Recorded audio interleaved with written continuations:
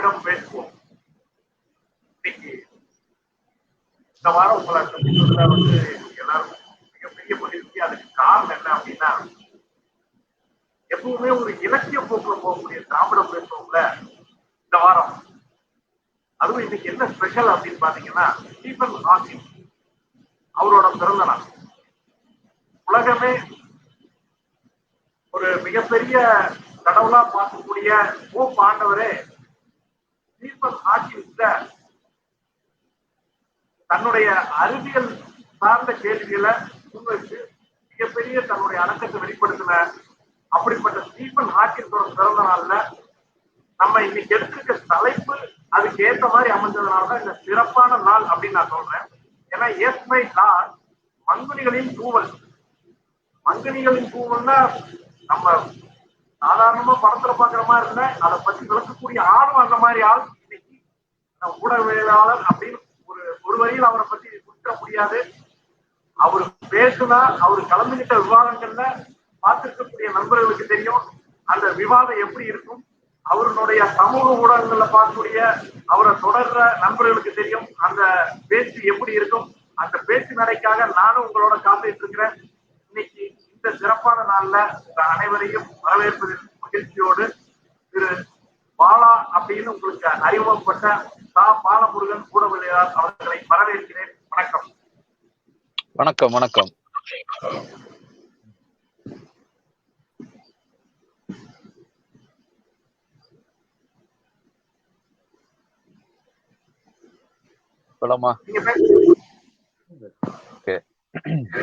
தந்தை பெரியார், பேரறிஞர் அண்ணா, முத்தமிழறிஞர் கலைஞர், தமிழினத்தை வழிநடத்தும் கழக தலைவர் அவர்களுக்கும் திராவிடம் பேசுவோம் நிகழ்ச்சியை சிறப்பாக தொடர்ந்து நடத்தி கொண்டிருக்கும் நண்பர் திரு அவர்களுக்கும் தமிழ்ச்செல்வன் அவர்களுக்கும் மற்றும் இந்த நிகழ்ச்சியை காணுகின்ற தோழர்கள் அனைவருக்கும் முதற்க என் வணக்கத்தை தெரிவித்துக் கொள்கிறேன். திரு சொன்னாப்ல அந்த மாதிரி இன்னைக்கு பெரிய ஒரு மாபெரும் விஞ்ஞானி ஸ்டீபன் ஹாக்கின்ஸ் அவரோட பிறந்த நாள் அப்படின்னு சொல்லிட்டு, அது அப்போ ஒரு பெரிய சயின்டிஸ்டோட பிறந்த நாள்ல பேசுறோம் அப்படின்னு சொன்னோம்னா அதுக்கு ஈக்குவலண்டா ஒரு பெரிய தெர்மாக்கோல்ல பாத்தீங்கன்னா ஒரு பெரிய அறிவியல் புரட்சி மேற்கொண்ட செல்லூர் ராஜ் அவர்களுடைய ஏரியா இப்ப நம்ம எங்க சொல்லணும்னா மதுரை மாவட்டத்துல இருந்து நான் பேசுறது பாத்தீங்கன்னா அது ரொம்ப பெருமை வாய்ந்ததாவா நான் நினைக்கிறேங்க. ஓகேங்களா? ஏன்னா எனக்கு கொடுக்கப்பட்டிருக்கிற இந்த தலைப்பு பாத்தீங்கன்னு வச்சுக்கோங்களேன், மங்குனிகளின் கூவல். இங்க இருக்கிற அமைச்சர்கள் அப்படின்னு பார்த்தா ஒட்டு மொத்தமாவே எல்லாமே மங்குனிகள் அப்படின்ற மாதிரி நம்மளுடைய பார்வையில அவங்க அப்படிதான் பிரதிபலிக்கிறாங்க. ஆனா உண்மையில பாத்தீங்கன்னா அவங்க யாருமே மங்குனிகள் கிடையாது. அதாவது பாத்தீங்கன்னா அலிபாபாவும் 40 திருடர்களுன்றது மாதிரி இங்க இருக்கக்கூடிய அமைச்சர்கள் அனைவரும் பாத்தீங்கன்னா ஒவ்வொரு வகையிலுமே அந்த அலிபாபாவும் 40 திருடர்கள்ன்ற அந்த 40 திருடர்களை பிரதிபலிக்கிற வகையில தான் இவங்க இருக்கிறாங்க. அப்படிங்கிறது பாத்தீங்கன்னா இது ரொம்ப ஒரு மிகையான ஒரு வார்த்தையா சொல்ல முடியாது. இன்னைக்கு பாத்தீங்கன்னா இன்னொரு ஒரு முக்கியமான விஷயம், அதிமுகவோட பொதுக்குழு. அதாவது சாதாரணமா அம்மையார் ஜெயலலிதா அவர்கள் இருக்கும்போது அதிமுக பொதுக்குழுங்கிறது எப்படி நடக்கும் அப்படின்றது நம்ம எல்லாத்துக்குமே தெரியும். அதிமுகல அந்த உட்கட்சி இதெல்லாம் பாத்தீங்கன்னா பயங்கர அந்த அம்மாவோட பேச்சுக்கு மீறி யாருமே பேச முடியாதுன்ற ஒரு இடத்துல இருக்கும். அப்படி இருக்கக்கூடிய சூழ்நிலையில இன்னைக்கு பாத்தீங்கன்னா பொதுக்குழு செயற்குழுன்னு நடந்துட்டு இருக்கு. ஆனா இதுல இவங்க என்னென்னலாம் வச்சிருக்கிறாங்க அப்படின்னு பார்த்தா அவங்களுடைய பொதுக்குழுலையும் செயற்குழுலையும் என்ன பேசணும், யாரு முதல்வர் வேட்பாளர் அப்படிங்கிற விஷயத்த பாரதிய ஜனதாவை சேர்ந்த சி.டி. ரவியோ வானதி சீனிவாசனோ எல் முருகனோ இப்படி ஆட்கள் தான் பாத்தீங்கன்னா இங்க முதல்வரா யார் இருக்கணும் அது தேர்தல் சமயத்துலதான் தீர்மானிக்கப்படும் அப்படின்னு ஒன்னொன்னு பேசிட்டு இருக்கிறாங்க. அதாவது அம்மையார் ஜெயலலிதா இருந்தாங்க அப்படின்னு சொன்னா இந்த பாரதிய ஜனதா கட்சியை சேர்ந்தவர்கள் யாருமே இங்க கிடையாது, பொது வெளியிலேயே எங்கேயுமே பேசுறதுக்கே துணி இல்லாம பயந்து ஓடி ஒளிஞ்சு இருந்தாங்க. ரொம்ப ஒரு உதாரணம் சொல்லணும்னா 2004 தேர்தல் நினைக்கிறேன். அப்போது நம்மளுடைய இப்ப காங்கிரஸ்ல இருக்க எம்பி திருநாவுக்கரசு அவர்கள் பாரதிய ஜனதா கட்சியில இருந்தாங்க. அப்போ பாரதிய ஜனதாவுக்கும் அதிமுகவுக்கும் ஒரு கூட்டணி ஏற்படுது. அப்ப ஏற்படும் போது ஜெயலலிதா அம்மையார்ட்ட வந்து சீட்டு கேட்கறதுக்கு போயஸ் கார்டன்ல அப்பாயின்மெண்ட்டுக்கு உள்ள வந்து பாரதிய ஜனதா கட்சி யாரு அன்னைக்கு வாஜ்பாய் அவர்களோ அத்வானி அவர்களோ அங்க ஜஸ்வந்த் சிங் யஸ்வந்த் சிங்கா எல்லாருமே கன்வீனர் ஜார்ஜ் பெர்னாண்டஸ் வரைக்கும் வந்து வெயிட் பண்ணிட்டு இருப்பாங்க. எவ்வளவுன்னு அந்த அம்மையார் வந்து நான் 7 சீட்டு தருவேன், ஆனா அதுல வந்து பாத்தீங்கன்னா திருநாவுக்கரசுக்கு சீட்டு கொடுக்க கூடாது அப்படின்ற அளவுக்கு டிக்டேட் பண்ணி பிஜேபி வந்து வச்சிருந்தாங்க. அது 2014 தேர்தல்ல கூட பாத்தீங்கன்னா நீங்க தெரியும். அதாவது மோடியா லேடியான்ற அளவுக்கு வந்து வச்சிருந்த ஒரு கட்சிய இந்த அதாவது மங்குனிகள், அதாவது வந்து இந்த 40 திருடர்கள் இருக்காங்கல்ல, மங்குனிகள் என்று சொல்லக்கூடிய இந்த 40 திருடர்களும் அவங்க கட்சியை மட்டும் அடமான வைக்காம ஒட்டுமொத்தமா தமிழ்நாட்டோட உரிமைகளே வந்து அடமான வச்சிருக்கிறாங்க இப்ப. அப்ப இன்னைக்கு பொதுக்குழு செயற்குழுங்கிறது ஒரு கண் துடைப்பு. அங்க டெல்லி என்ன எழுதி கொடுக்குதோ அதை வந்து இங்க பேசுவாங்க. இப்ப இதுல வந்து தமிழ்நாடு போன்ற ஒரு மாநிலத்துல இப்படி மங்குனிகளா டெல்லிக்கு வந்து வாலாட்டிட்டு இருக்கிறாங்களே அப்படின்னும் போது நமக்கு வந்து ரொம்ப வருத்தமா இருக்கு. ஏன் அப்படின்னா தமிழ்நாடுங்கிறது ஒரு சுயமரியாதை மண். இங்க வந்து பாத்தீங்கன்னா டெல்லி வந்து எப்பயுமே வாலாட்ட முடியாது, எப்பயுமே நம்ம கிட்ட பணிஞ்சு போற ஒரு இடத்துலதான் டெல்லி இருக்கு. உதாரணத்துக்கு சொல்லணும் அப்படின்னா நம்மளுடைய மரியாதைக்குரிய கல்வியாளர் திரு வேலூர் விஸ்வநாதன் ஐயா அவர்கள் இருக்காங்கல்ல, அவங்க வந்து ஒரு புத்தகம் எழுதியிருக்காங்க. அதுல வந்து அண்ணா அருமை அண்ணாங்கிற அந்த ஒரு புத்தகம், அந்த புத்தகத்துல வந்து ஒரு செய்தி இருக்கும். அது என்ன அப்படின்னா அந்த திரு விஸ்வநாதன் அவர்களும் அன்றைய அதாவது அண்ணாவின் தம்பிகள் வந்து எம்பியா டெல்லியில நாடாளுமன்ற வளாகத்துல இருந்து பேசிட்டு இருக்கிறாங்களாம். அப்ப பேசிட்டு இருக்கும்போது ஒரு மூத்த காங்கிரஸ் உறுப்பினர் நம்ம மார்கரெட் ஆல்வா இருக்கார்ல, அவங்களோட மாமியார் நினைக்கிறேன் வயலட் ஆல்வான்னு சொல்லி, அவங்க ஒரு எம்பி, சீனியர் எம்பி, அவங்க வந்து பேசிட்டு இருந்திருக்கிறாங்க. அப்ப இவன் நம்ம எம்பிகளோட அப்ப வந்து அந்த வழியா வந்த ஒருத்தர் வந்து காங்கிரஸ் எம்பி, சீனியர் எம்பி வந்து இவங்களை பார்த்துட்டு இந்த 2 பசங்களும் யாரு அப்படின்னு சொல்லி கேட்டிருக்கிறாங்க.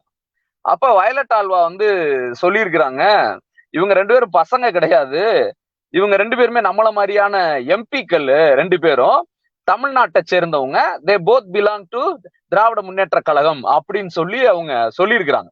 அதாவது அண்ணா வந்து அங்க எப்படி வச்சிருப்பாருன்னா யங்ஸ்டர்ஸ இந்த மாதிரி வந்து எம்பியா எம்எல்ஏ ஆக்கி அந்த மாதிரிதான் வந்து அவங்க கட்சியை வந்து வச்சிருக்கிறாங்க.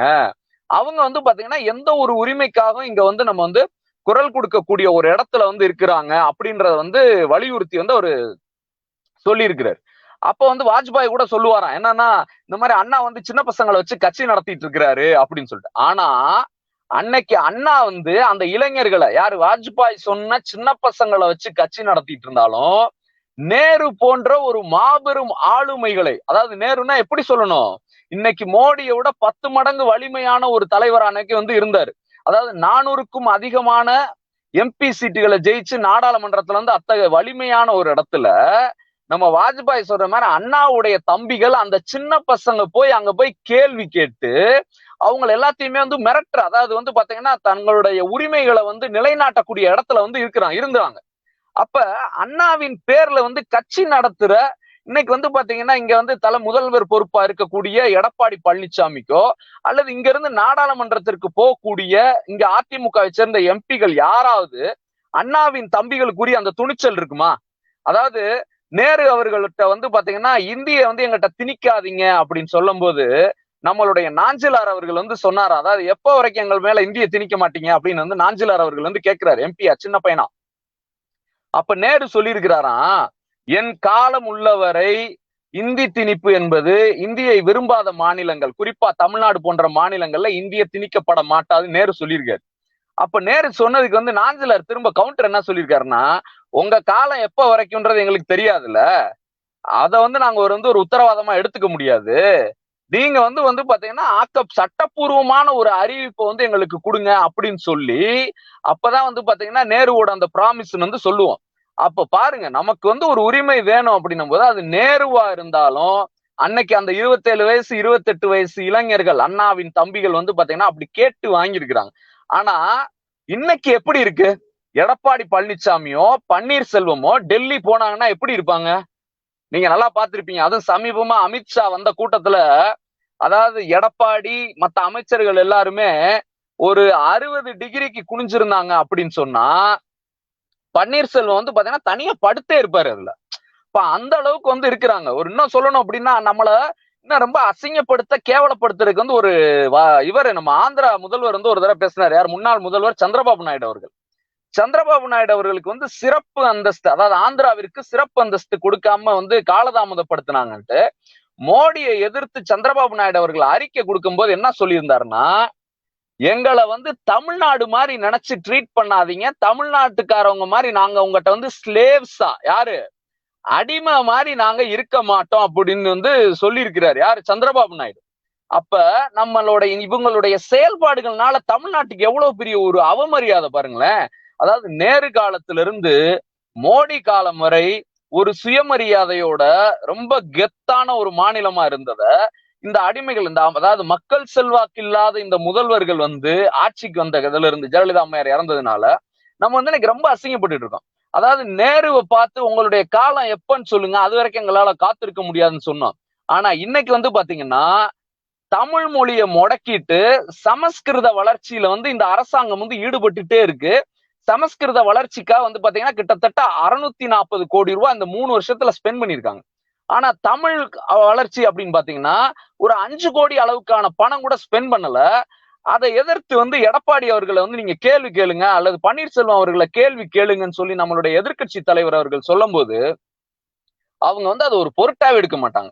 மாறா என்ன செய்வார் அப்படின்னா, எடப்பாடி வந்து அதாவது எஸ்வி சேகர் வீட்டுல வந்து பால் தீர்ந்து போச்சு, பால் வந்து கெட்டு போச்சு அப்படின்னு சொல்லி அங்க போயிட்டு 13 பாக்கெட் பாலை வந்து கொடுத்த ஒரு இடத்துலதான் எடப்பாடி பழனிசாமி வந்து இருக்கிறார். அதாவது மங்கினிகள்னா பாருங்க, ஒரு முதல்வர் என்பவர் ஒரு வந்து பாத்தீங்கன்னா பால் சப்ளையர், பால் பாக்கெட் போடுறவர்ன்ற ரேஞ்சில தான் வந்து செயல்பட்டு இருக்கிறாரு. அப்போ ஓபிஎஸ் எப்படி அப்படின்னு பார்த்தோம்னா, ஓபிஎஸ் வந்து நம்ம யாரு குருமூர்த்தியோட வார்த்தையில சொல்லணும் அப்படின்னு சொன்னா அவரை வந்து ஒரு இம்பார்ட்டன்ட் பெர்சனாலிட்டின்னு வச்சுக்கோங்களேன். அதாவது எதுக்குமே துணி இல்லாம எதுக்குமே திமில்லாம, அதாவது அந்த பதவியை வந்து அந்த பதவி அப்படி நம்ம வந்து சாதாரணமா வந்து அண்ணாவோட வழியில, தலைவர் கலைஞர் அவருடைய வழியில, தலைவர் தளபதி அவர்களுடைய வழியில வந்தவங்க எதையுமே வந்து பதவின்னு சொல்ல மாட்டோம், பொறுப்புன்னு சொல்லிதான் நம்ம பேசி பழகுவோம். ஆனா இவங்க வந்து பாத்தீங்கன்னா அதை ஒரு பதவியா வச்சுக்கிட்டு அதை வந்து பாத்தீங்கன்னா நாங்க வந்து சம்பாதிக்க கூடிய ஒரு ஆயுதமா தான் வந்து நடத்திட்டு இருக்கிறாங்க. இதுல என்ன சொல்லணும் அப்படின்னா, நம்ம இங்க இருக்கக்கூடிய அமைச்சர்கள் யாராவது நம்ம வந்து பாத்தீங்கன்னா அது தலைவர் கலைஞர் அவர்களுடைய அமைச்சரவையிலேயோ இன்னைக்கு நம்மளுடைய கழக தலைவர் அவர்களுடைய இருக்கக்கூடிய நிர்வாகிகள் யாருமே மோடி அவர்கள் அப்படின்னா அல்லது அமித்ஷா அவர்கள் அல்லது பிஜேபி அப்படின்னா நம்ம ஒரு கட்டத்துல கூட நம்ம வந்து இறங்கி போகவோ அல்லது அவங்கள பத்தி வந்து பாத்தீங்கன்னா நம்ம பயந்து ஐயோ நம்ம மேல வழக்கு வரும் அப்படின்றலாம் எதுவுமே இல்ல. இன்னைக்கு வரைக்கும் வந்து பாத்தீங்கன்னா அவங்க நம்மள வந்து பல்வேறு விதத்துல வந்து மிரட்டிட்டு தான் இருக்காங்க. ஆனா நம்ம எதுவுமே செய்யல. ஆனா இந்த மங்குனி அமைச்சர்கள் இருக்கிறாங்கல்ல, யாரு? நம்ம செல்லூர் ராஜுல இருந்து இங்க இருக்கக்கூடிய வேலுமணி, தங்கமணி, திண்டுக்கல் சீனிவாசன், இப்படி பல்வேறு தரப்பினர் வந்து பாத்தீங்கன்னா இவங்களுக்கு வந்து சேவகம் எடுபடி வேலை பாக்குறத மட்டும்தான் இருக்கிறாங்க. இப்ப நம்ம வந்து இந்த ஏற்கனவே சொல்லியிருந்தேன், அதாவது எந்த மாதிரியான ஒரு வரலாற்றை கொண்டிருந்தவர்கள் அப்படின்னு பார்த்தா 1969ஆம் ஆண்டிலே வந்து பாத்தீங்கன்னா இந்தியாவோட குடியரசுத் தலைவரை நிர்ணயிக்கக்கூடிய இடத்துல அன்றைக்கு வந்து முத்தமிழ் அறிஞர் கலைஞர் வந்து இருந்தாங்க. வி கிரி வந்து அன்னைக்கு குடியரசுத் தலைவர் ஆக்குனாரு. அதுக்கப்புறம் வந்து இந்திரா காந்தி அம்மையார்கிட்ட வந்து ஆலோசனையின் பேர்ல வந்து பாத்தீங்கன்னா ஞானி ஜெயில் சிங்கோ, KR நாராயணன் அவர்களோ, அப்துல் கலாம் அவர்களோ, பிரதிபா பாட்டீல் அவர்களோ அப்படின்னு. அதே மாதிரி பிரதமர்கள் அப்படின்னு பார்த்தோம்னாலும் பாத்தீங்கன்னா திரு VP சிங் அவர்களை உருவாக்குனதுல இருந்து அதுக்கப்புறம் வந்து வாஜ்பாய் அவர்களுக்கும் அதே மாதிரி மன்மோகன் சிங் அப்படின்னு சொல்லி நம்ம தொடர்ச்சியா பிரதமர்களை உருவாக்கக்கூடிய இடத்துலயும் இருந்த தமிழ்நாடுங்கிறது இன்னைக்கு இந்த ஊழல் பேர்வழிகள், மங்குனிகள், இந்த 40 திருடர்கள் இவங்களுடைய கையில ஆட்சி இருக்கிறதுனால இன்னைக்கு வந்து பாத்தீங்கன்னா தமிழ்நாடு பல்வேறு இதுல வந்து பாத்தீங்கன்னா நம்ம பிரச்சனைகளையும் இடையூறுகளையும் சந்திச்சுட்டே இருக்கு. ஒரு உதாரணத்துக்கு சொல்லணும்னா, இந்த படிச்ச அமைச்சர் RSS ஓட ஏஜென்ட்டா இங்க செயல்பட்டு இருக்கிற மாபாய் பாண்டியராஜன்.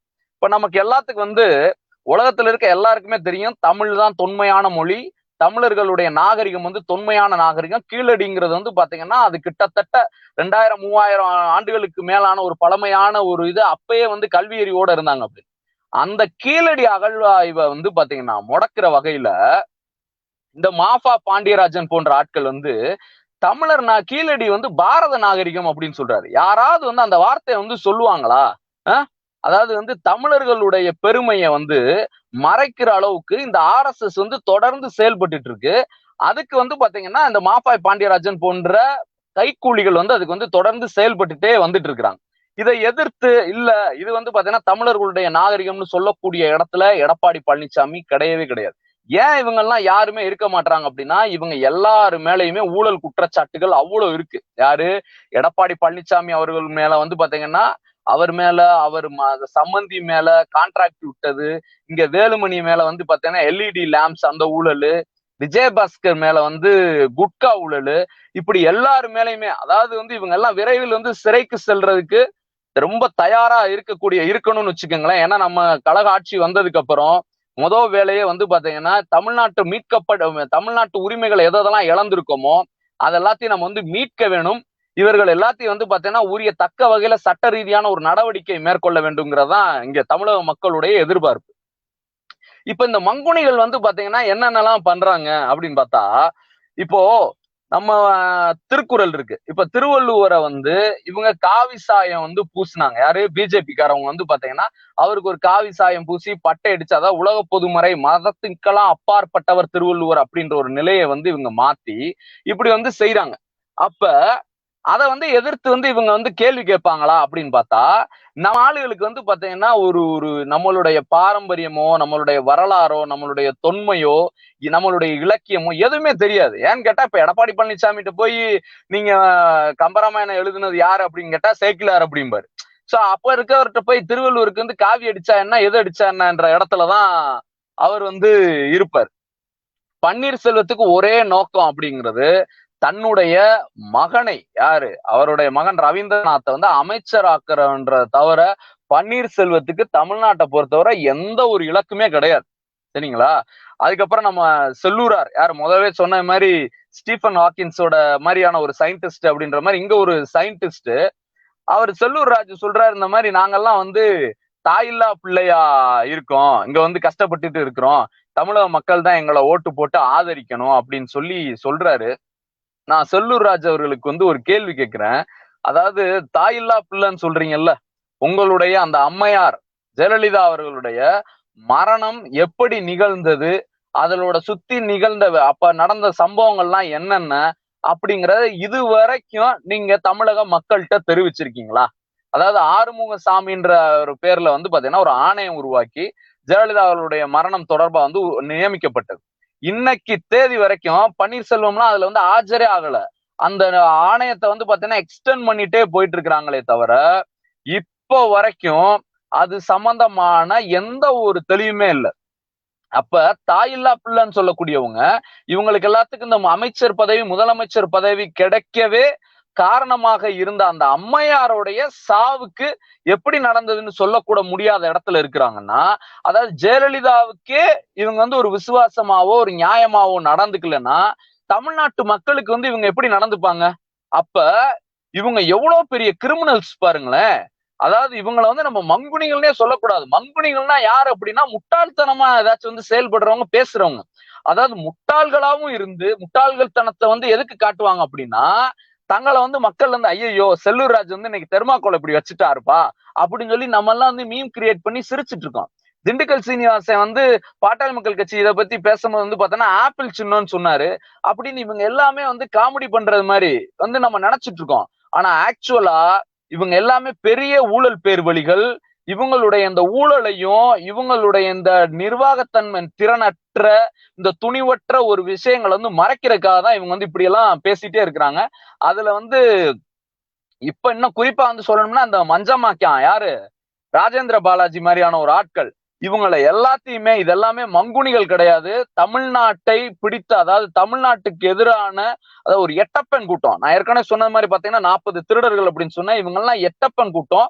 இந்த எட்டப்பர் கூட்டத்தை வந்து பாத்தீங்கன்னா விரைவில் வந்து விரட்டி அடிக்க வேண்டிய கடமை வந்து நம்மகிட்ட வந்து இருக்கு. இப்போ வந்து நான் அந்த இதோட நிறைவுக்கு வர்றேன். அதாவது டைட்டில்ல வந்து சொல்லியிருந்தாங்க இந்த மாதிரி எஸ் மை லார்ட் அப்படின்றது, அதாவது மங்குனிகளின் கூவல் அப்படின்னு. சாதாரணமா 2014 வந்து நம்ம உச்ச நீதிமன்றத்துல வந்து ஒரு தீர்ப்பு கொடுத்திருந்தாங்க. அதாவது என்ன அப்படின்னா, இந்த S my Lord yes your honour அப்படின்ற மாதிரியான ஒரு பதத்தை வந்து வழக்கறிஞர்கள் வந்து உபயோகிக்க வேணாம். ஏன் அப்படின்னா அந்த பதம்ங்கிறது வந்து பாத்தீங்கன்னா ஒரு பிரிட்டிஷ் ஏகாதிபத்திய காலத்துல வந்து இருந்த ஒரு விஷயம். அதை வந்து பாத்தீங்கன்னா ஒரு அடிமைத்தனத்தை வந்து காட்டக்கூடிய இடத்துல வந்து அது இருக்கு. சோ அந்த மாதிரி வந்து பயன்படுத்த வேணாம், நீங்க வந்து ஜட்ஜை வந்து சாதாரணமாவே அட்ரஸ் பண்ணலாம் அப்படின்ற மாதிரி வந்து சொல்லியிருந்தாங்க. இப்போ இவங்க வந்து அதுல என்னாச்சு அப்படின்னு பார்த்தா, இங்க இருக்கக்கூடிய யாரு நம்ம தமிழ்நாட்டில் இருக்கக்கூடிய எடப்பாடி முதல் பன்னீர்செல்வத்திலிருந்து அத்தனை அமைச்சர்களும் மோடியவோ அமித்ஷாவையோ பார்த்தும் அவங்கள பார்த்து பயந்தா கூட பரவாயில்லைங்க, இங்க ஒண்ணுக்குமே ஆகாத, அதாவது 52 ஓட்டு கூட வாங்க வக்கு இல்லாத எச்ராஜா மாதிரியான ஒரு ஆளை பார்த்து அவ்வளவு பயப்படுறாங்க. எல்முருகன் மாதிரியான ஒரு ஆளை பார்த்து அவ்வளவு பயப்படுறாங்க. இந்த ஆட்டுக்குட்டி பையன் அண்ணாமலை, அவன் வந்து பாத்தீங்கன்னா நம்ம அது என்னது ரத யாத்திரை போகணுன்றப்ப வந்து பாத்தீங்கன்னா அன்னைக்கு அங்க இருக்கக்கூடிய காவல்துறை எஸ்பி அவர்களை வந்து மேல கை வைக்கக்கூடிய இடத்துல வந்து இருக்கிறாங்க. அப்ப பாஜகல மக்கள் செல்வாக்கு இல்லாத ஒரு போலி முகங்களையே எதிர்க்க முடியல அப்படின்னு சொன்னா, இன்னும் வரக்கூடிய இவங்க தொடர்ந்து வந்து இங்க ஆட்சியில இருந்தாங்கன்னா அப்ப இன்னும் எவ்வளவு மோசமான விளைவுகள் வந்து இருக்கும் அப்படின்னு பாத்துக்கங்க. அப்ப தமிழ்நாட்டு மக்களாகிய நம்மளுடைய ஒரே எண்ணம், நோக்கம், சிந்தனை எல்லாமே நம்மளுடைய இந்த உரிமைகளை மீட்கணும். நம்மளுடைய உரிமைகளை வந்து மீட்டு மீண்டும் நம்மளுடைய பெருமையும் சுயமரியாதையும் நிலைநாட்ட வேண்டும் என்றால் இந்த மங்குனிகளையும், இந்த 40 திருடர்களையும், இந்த கிரிமினல்களையும் வந்து பாத்தீங்கன்னா நாமல் விரட்டி அடித்து தமிழகத்தில் மறுமலர்ச்சி ஏற்படுத்தக்கூடிய ஒரு ஆட்சியாக கழக தலைவர் அவர்கள் வந்து முதல்வரா பொறுப்பேற்று தமிழகத்தின் உரிமைகளை வந்து மீட்கணும். அதை நம்ம எல்லாத்தையும் இந்த நாளில் உறுதி ஏற்போம். நன்றி, வணக்கம்.